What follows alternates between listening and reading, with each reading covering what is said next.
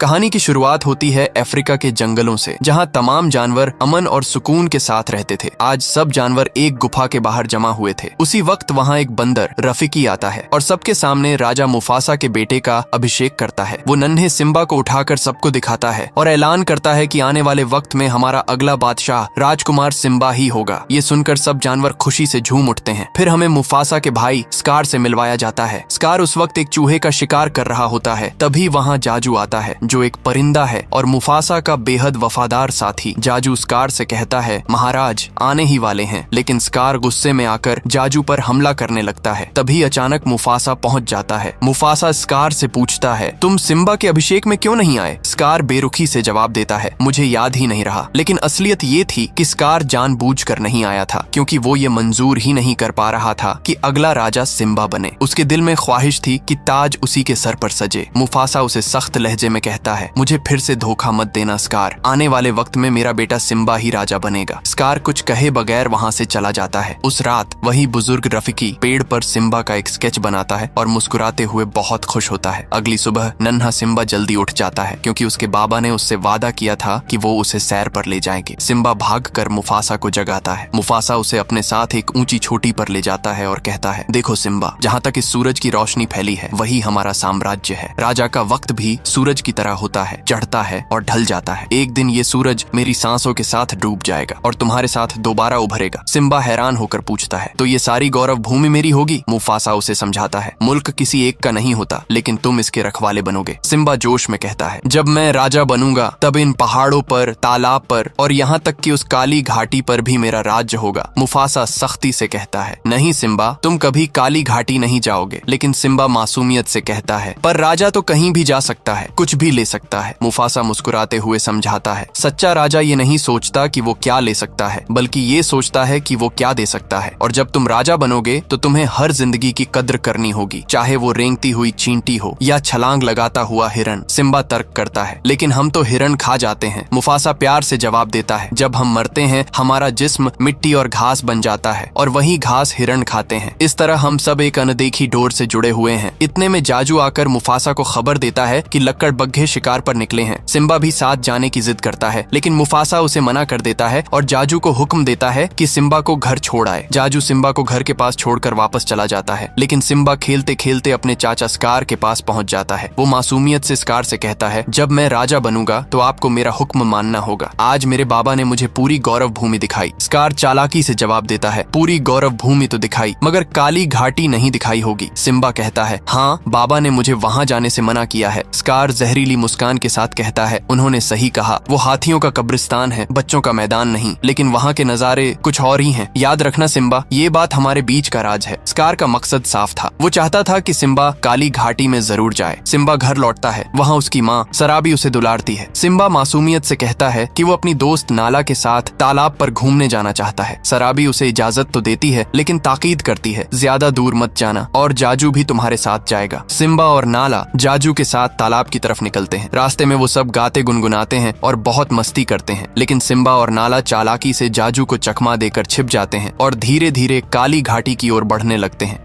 काली घाटी में हर तरफ हड्डियां पड़ी हुई थी। चारों ओर सूना सन्नाटा और भयानक शांति थी। नाला घबराकर सिम्बा से कहती है, हम घर से बहुत दूर आ गए हैं, हमें वापस चलना चाहिए। सिम्बा उसकी बात नहीं सुनता और जिद करता है, हम काली घाटी में आ गए, अब हमें कोई भी बच्चा नहीं कहेगा। वे धीरे धीरे आगे बढ़ते हैं। चारों ओर से उबलता हुआ लावा दिखाई देता है। उन्हें ऐसी शहसियत होती है जैसे कोई उन्हें देख रहा हो, मगर सामने कुछ भी नजर नहीं आता। वे आगे बढ़ते रहते हैं। तभी लकड़बग्घे आकर उन्हें चारों ओर से घेर लेते हैं। माहौल घना हो जाता है। उनमें से लीडर शेनजी आगे आती है और बोली, आज हमारा किस्मत जाग उठा, क्योंकि आज हम एक राजकुमार को खाएंगे। सिम्बा पर उसकी बात असर नहीं करती। वह शेर की सूरत दिखाने की कोशिश में कहता है, तुम मुझे छू भी नहीं सकती, क्योंकि मैं होने वाला राजकुमार हूँ। शेनजी ठहाका मारकर बोली, मुफासा का हम पर राज नहीं चलता। और फिर वे उन पर टूट पड़ते हैं। तभी जाजू उड़ता हुआ आ पहुँचता है और चिल्लाकर कहता है, इन्हें जाने दो, इनसे बहुत बड़ी गलती हो गई और अगर तुमने इन्हें मारा तो महाराज तुम्हारी लाशें बिछा देंगे। शेनजी बौखलाई नहीं नहीं, वो कहती है लकड़बग्गों और शेरों की जंग तो हमेशा से चलती आ रही है, इसीलिए आज हम मुफासा के वंश को ही खत्म कर देंगे। और हमला तेज हो जाता है। जाजू बहादुरी से झपटता है और बच्चों को भागने का इशारा करता है। सिम्बा और नाला चिल्लाते चिल्लाते एक छोटी सी सुरंग में कूद जाते हैं। लकड़बग्गे उन्हें दाढ़ते हुए सुरंग के मुंह पर घूमते रहते हैं। सिम्बा और नाला सुरंग के भीतर रेंगते घिसटते हुए आगे निकलते हैं और हिम्मत करके सुरंग से बाहर आते हैं, पर बाहर भी सारे लकड़बग्गे फिर से उन्हें घेर लेते हैं। तभी मुफासा धमाकेदार अंदाज में पहुंचता है और उन सभी पर टूट पड़ता है। लकड़बग्गे डर के मारे पीछे हट जाते हैं। मुफासा शेंजी से कहता है, आज के बाद मेरे बेटे की तरफ आंख उठाकर देखा तो मुझसे बुरा कोई नहीं होगा। शेंजी गुहार लगाती है, हमसे गलती हो गई महाराज, हमें माफ कर दो। मुफासा उन्हें आखिरी चेतावनी देता है, फिर अपने बच्चों के साथ वहाँ से चला जाता है। वह उन्हें एक सुरक्षित जगह पर ले जाकर रोकता है, फिर जाजू को हुक्म देता है, नाला को घर ले जाओ। जाजू कहता है, सिम्बा को ज्यादा मत डांटना। मुफासा जवाब देता है, बच्चों को सबक सिखाना भी तो बाप का फर्ज है। जाजू नाला को साथ लेकर चला जाता है। सिम्बा अपने पिता के पास लौटता है। मुफासा उससे कसकर कहता है, तुमने जानबूझकर मेरी बात नहीं मानी, तुम्हारी जान जा सकती थी और उससे भी बड़ी गलती की, तुमने नाला को खतरे में डाला। तुम्हें अंदाजा भी है कि ये कितना गलत था, तुमने गौरव भूमि का भविष्य दांव पर लगा दिया। सिम्बा शर्मिंदा होते हुए कहता है, मैं आपको दिखाना चाहता था कि मैं भी आपकी तरह बहादुर हूँ। मुफासा धीरे से समझाता है, बहादुरी दिखाने की चीज नहीं होती बेटे, बहादुर जब बनो जब जरूरत हो। सिम्बा टोकता है, आप तो किसी से नहीं डरते। मुफासा बताता है, आज मैं डर गया था, मुझे लगा था कि मैं तुम्हें खो दूंगा। सिम्बा को अपनी गलती का एहसास होता है। दोनों एक पल के लिए चुप होकर मुस्कुरा देते हैं, फिर मस्ती खुशी में हंसते खेलते बातें करने लगते हैं। सिम्बा अपने पिता से कहता है, हम दोस्त थे और हम हमेशा साथ रहेंगे। तो मुफासा कहता है, मेरे पिताजी मुझे हमेशा एक बात कहा करते थे कि आसमान के सितारों से हमारे पूर्वज हमें देख रहे हैं और अगर तुम कभी खुद को अकेला पाओ तो एक बात याद रखना कि वो हमेशा हमारे साथ रहते हैं, हमें सही रास्ता दिखाने के लिए। सिम्बा कहता है, मुझे तो कुछ नहीं दिख रहा। मुफासा हौले से कहता है, बस देखते रहो।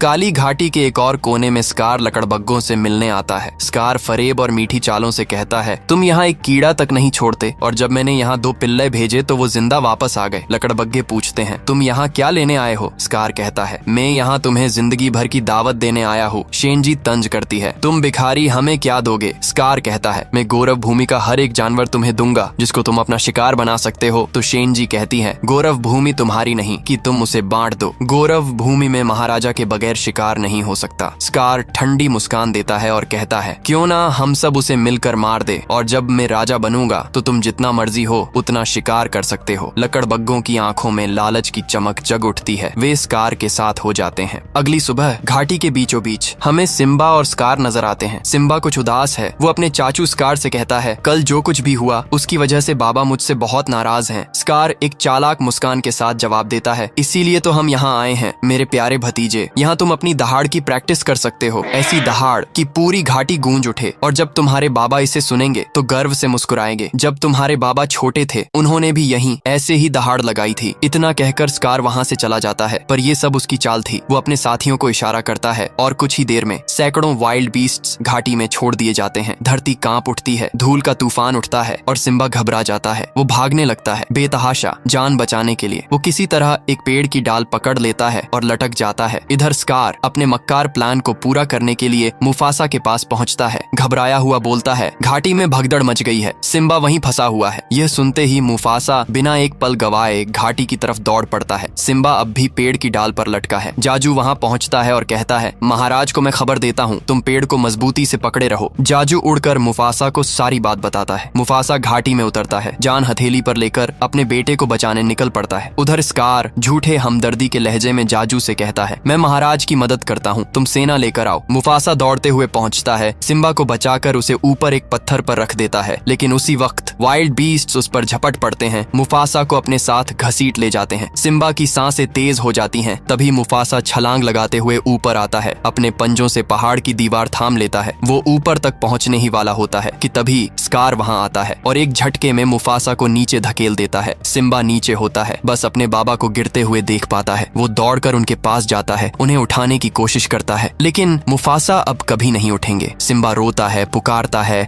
मदद के लिए चिल्लाता है, पर कोई जवाब नहीं। थका हुआ, टूट चुका सिम्बा अपने बाबा की गोद में ही सो जाता है। कुछ पल बाद स्कार वहां आता है, चेहरे पर बनावटी दुख, आवाज में झूठी हमदर्दी। ये तुमने क्या किया सिम्बा? तुम्हारी वजह से महाराज अब इस दुनिया में नहीं रहे। तुम्हारे बाबा को तुमसे कितनी उम्मीदें थीं, कितने प्यार से उन्होंने तुम्हें पाला था और तुमने उन्हें ये सिला दिया। सिम्बा कांपती आवाज में कहता है, मुझे नहीं पता था ऐसा हो जाएगा। स्कार झूठी चाल चलते हुए कहता है, तुम्हारी माँ क्या सोचेगी कि उसके बेटे ने ही अपने बाबा की जान ले ली। भागो सिम्बा, भाग जाओ और कभी लौट कर मत आना। सिम्बा भागता है जंगल की ओर, लेकिन स्कार अपने लकड़बग्गों को हुक्म देता है, उसे मार दो। लकड़बग्गे उसके पीछे पड़ जाते हैं। सिम्बा पहाड़ी पर चढ़ता है, रास्ता खत्म हो जाता है, वो फिसल कर नीचे गिर जाता है। लकड़बग्गों को लगता है कि सिम्बा मर गया और वो लौट जाते हैं, लेकिन सिम्बा जिंदा होता है, टूटा हुआ, अकेला। धीरे धीरे आगे बढ़ता हुआ वो गौरव भूमि को छोड़ देता है। उधर स्कार लौटता है, सबके सामने झूठ बोलते हुए कहता है, मुफासा और सिम्बा अब इस दुनिया में नहीं रहे। वो दिखावटी अफसोस जताता है, काश मैं वक्त पर पहुंच पाता तो शायद अपने भाई की जान बचा लेता। फिर वह खुद को गौरव भूमि का नया राजा घोषित करता है और अपने लकड़बग्गों के झुंड को भी वहां बुला लेता है। दूर पहाड़ी पर रफीकी और जाजू ये सब देख रहे होते हैं। उनकी आंखों में उदासी है। उन्हें भी लगता है कि सिम्बा अब इस दुनिया में नहीं रहा। वही हम सिम्बा को देखते हैं, जो अब गौरव भूमि से बहुत दूर निकल चुका है। उसके कदम लड़खड़ा रहे हैं, धूप तेज है और सामने बस रेगिस्तान का एक अनंत सन्नाटा। थककर वो रेत के बीचों बीच गिर पड़ता है और बेहोश हो जाता है। उसी वक्त आसमान में मंडराते गिद्ध उसकी तरफ झपटने लगते हैं, जैसे जिंदगी अब अपने आखिरी लम्हों में हो। लेकिन तभी दूर से एक जानवर दौड़ता हुआ आता है। वो सिम्बा के ऊपर झपटते गिद्धों को भगा देता है। उसका नाम है पुम्बा, एक भोला मस्त मौला जंगली सुअर। और उसके साथ आता है उसका अजीज दोस्त टीमोन। जब टीमोन को पता चलता है कि ये एक शेर का बच्चा है, वो डर के मारे छिप जाता है। पर पुम्बा मुस्कुराता है और कहता है, अरे ये तो अभी बच्चा है यार, क्यों ना इसे हम पाल लें। बड़ा होकर ये भी हमारी टीम का हिस्सा बनेगा और फिर सोचो हमारी जोड़ी कितनी खतरनाक लगेगी। दोनों ठहाका लगाते हैं। सिम्बा धीरे धीरे होश में आता है। टीमोन और पुम्बा उसे बताते हैं कि हमने अपनी जान पर खेलकर तुम्हें बचाया है। लेकिन सिम्बा टूटी हुई आवाज में कहता है, क्या फर्क पड़ता है। दोनों हैरान हो जाते हैं। पुम्बा पूछता है, भाई क्या हुआ, किस बात की टेंशन है। सिम्बा सिर झुकाकर कहता है, मुझसे एक बहुत बड़ी गलती हो गई है। टीमोन मुस्कुराता है और कहता है, गलती तो हर किसी से होती है, इसलिए टेंशन छोड़ो और हमेशा खुश रहो। फिर दोनों सिम्बा को अपने साथ अपने घर ले जाते हैं। एक खूबसूरत हरा भरा जंगल जहाँ बस आजादी है और मस्ती। वो तीनों साथ चलते हैं, गाना गाते हैं। सिम्बा के चेहरे पर अब एक मुस्कान है, जैसे दर्द की जगह अब सुकून ने ले ली हो। वक्त गुजरता है। सिम्बा अब बड़ा हो चुका है। वो और उसके दोनों दोस्त टीमोन और पुम्बा, तीनों की दोस्ती मिसाल बन चुकी है। लेकिन दूसरी तरफ गौरव भूमि की हालत अब पहले जैसी नहीं रही। वो सुनहरी धरती अब वीरान हो चुकी है। हेनास खुलेआम शिकार कर रहे हैं, क्योंकि अब वहाँ का राजा है स्कार। नाला ये सब देखकर परेशान है। वो क्वीन सराबी से कहती है, हमें कुछ करना होगा वरना सब खत्म हो जाएगा। पर सराबी कहती है, अब स्कार राजा है और उसके खिलाफ जाना मुमकिन नहीं। नाला कहती है, तो फिर हमें ये जगह छोड़ देनी चाहिए। लेकिन रानी सराबी धीरे से कहती है, गौरव भूमि हमारा घर है और हम अपना घर छोड़कर नहीं जा सकते। इसी दौरान स्कार रानी सराबी को अपने दरबार में बुलवाता है। वो कहता है, बरसों पहले तुमने मुझे ठुकराकर मुफासा को चुना था, लेकिन अब राजा मैं हूँ। जब तक तुम मेरी नहीं होगी ये शेर भी मेरे नहीं होंगे। रानी बन जाओ मेरी। सराबी ठंडे लहजे में कहती है, मैं तुम्हारी रानी कभी नहीं बनूंगी। रात गहराती है और नाला बेचैन है। वो तय करती है उसे मदद ढूंढनी ही होगी। वो सबकी नजरों से बचकर निकल पड़ती है। स्कार उसकी स्मेल से उसका पीछा करने की कोशिश करता है, लेकिन जाजू किसी तरह उसका ध्यान भटका देता है और नाला अंधेरे में गुम हो जाती है। सिम्बा जो अब अपने दोस्तों के साथ जंगल में मस्ती कर रहा है, वो सबको खाना बांटता है, हंसता है। लेकिन रात होते ही वो आसमान की तरफ देखता है, जहाँ टिमटिमाते तारे उसे अपने पिता मुफासा की याद दिलाते हैं। वो चुपचाप कहता है, काश बाबा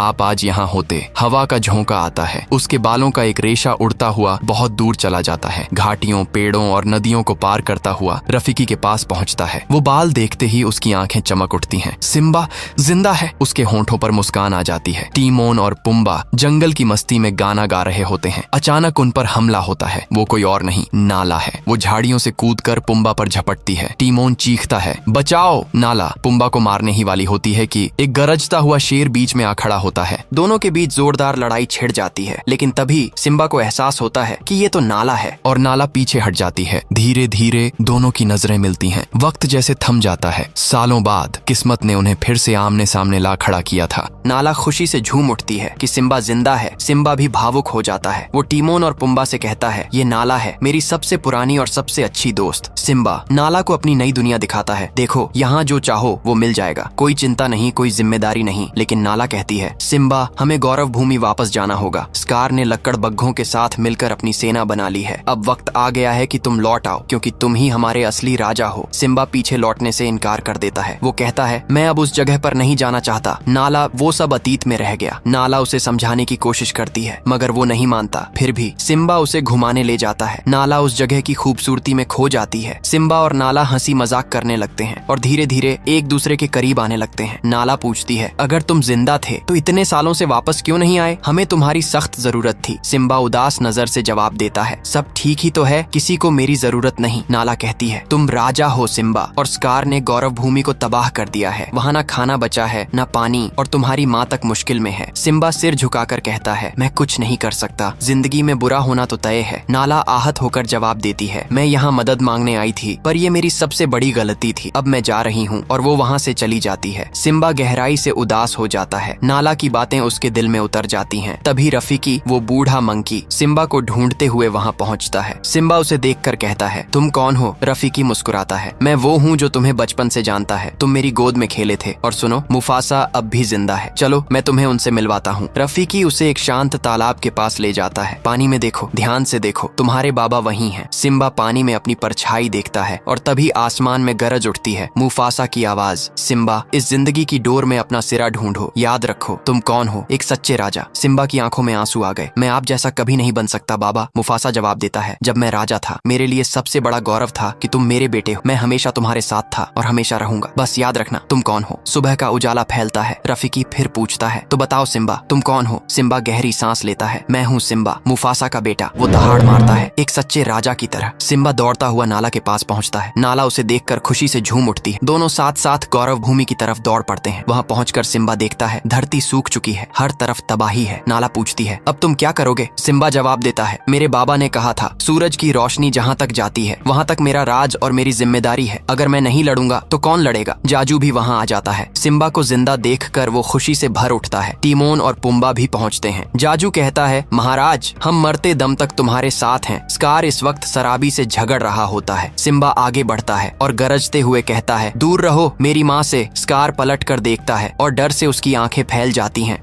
शराबी सिम्बा को देखकर खुशी से झूम उठती है। वो अपने बेटे को सीने से लगाती है, जैसे बरसों की तड़प एक पल में मिट गई हो। सिम्बा कहता है, मैं आ गया माँ। नाला भी वहाँ पहुँच जाती है और अब सब मिलकर स्कार को ललकारते हैं। स्कार तंज भरे लहजे में कहता है, तो बताओ सिम्बा, इन सबको सच्चाई बताओ। मुफासा की मौत का जिम्मेदार कौन है? वो एक हादसा था। स्कार हंसता है, जो अपने बाप का ना हुआ वो हमारा क्या होगा? फिर वो चालाकी से सिम्बा को पहाड़ के किनारे तक ले जाता है। सिम्बा फिसल कर किनारे पर लटक जाता है। तभी बिजली कड़कती है और पूरे मैदान में आग भड़क उठती है। स्कार झुक कर कहता है, क्या नजारा है ना सिम्बा, उस दिन मुफासा भी ऐसे ही मेरे सामने लटका था। और फिर स्कार अपने पाप का इजहार करता है, मुफासा को मैंने ही मारा था। ये सुनते ही सिम्बा की आंखों में आग जल उठती है। वो स्कार की गर्दन पकड़कर ऊपर छलांग लगाता है। अब सबको सच्चाई मालूम हो चुकी थी, स्कार ही मुफासा का कातिल था। स्कार गुस्से में लक्कड़ बग्घों को आदेश देता है, सबको मार डालो। लेकिन सिम्बा के साथी टिमोन, पुम्बा, नाला और बाकी शेर सब मिलकर लक्कड़ बग्घों से भिड़ जाते हैं। जंगल में शुरू होती है एक जबरदस्त जंग। दहाड़ों और चीखों से पूरी धरती गूंज उठी। आखिरकार सिम्बा और उसके साथी लक्कड़ बग्घों को हरा देते हैं। स्कार अब जान बचाकर भागता है। सिम्बा उसके पीछे पीछे पहाड़ की चोटी तक पहुंच जाता है। अब स्कार के पास कोई रास्ता नहीं बचता। वो गिड़गिड़ाते हुए कहता है, मुझे माफ कर दो। सिम्बा ठंडी निगाहों से जवाब देता है, इतना सब कुछ करने के बाद तुम्हें माफ कर दूं? स्कार बहाना बनाता है, मैंने कुछ नहीं किया, ये सब लक्कड़ बग्घों का काम है, मैं तो उन्हें रोकने वाला था। सिम्बा कहता है, तुमने सबको धोखा दिया, मुझे भी। स्कार आखिरी बार कहता है, तो अब तुम अपने चाचा की जान लोगे? सिम्बा शांत स्वर में कहता है, नहीं, मैं तुम जैसा नहीं, और उसे वहां से जाने को कहता है। लेकिन स्कार फिर चाल चलता है। वो राख उछालकर सिम्बा की आंख में चिंगारी डालता है और हमला कर देता है। दोनों के बीच भीषण लड़ाई होती है। आखिरकार सिम्बा स्कार को नीचे फेंक देता है। स्कार गिर तो जाता है मगर जिंदा होता है। उसी वक्त लकड़ बग्घे उसके पास आते हैं। वो कहते हैं, तू हमें मारने वाला था, और फिर सब मिलकर स्कार को खत्म कर देते हैं। फिर बारिश शुरू होती है। धुआं और आग धीरे धीरे मिट जाते हैं और जैसे जैसे आसमान साफ होता है वैसे वैसे जंगल फिर से जिंदा होने लगता है। समय बीतता है। अब सिम्बा और नाला का एक नन्हा बच्चा हुआ है जो आने वाले समय में इस धरती का अगला राजा बनेगा। पूरा जंगल खुशी से गूंज उठता है। अगर इस कहानी ने आपकी रूह को भी थोड़ा महसूस किया है तो सब्सक्राइब जरूर कीजिए, क्योंकि हमारी अगली कहानी शायद आपके दिल की ही हो।